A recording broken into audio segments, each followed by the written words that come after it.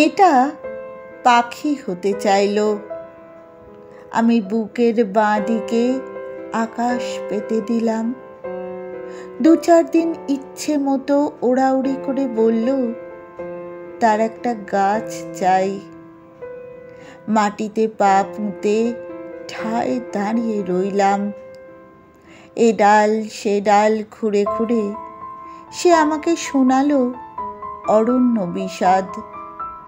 তারপর টানতে টানতে একটা পাহাড়ি ঝর্ণার কাছে নিয়ে এসে বলল তারও এমন একটা পাহাড় ছিল, সেও কখনো পাহাড়ের জন্য নদী হতো।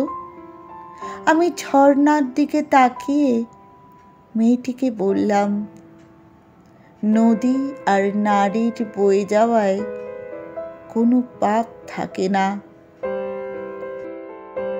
সে কিছু ফুটে থাকা ফুলের দিকে দেখিয়ে জানতে চাইল কি নাম। বললাম গোলাপ।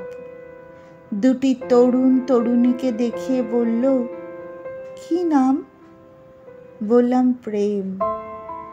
তারপর একটা ছাউনির দিকে দেখিয়ে জিজ্ঞেস করল কি নাম। বললাম ঘর।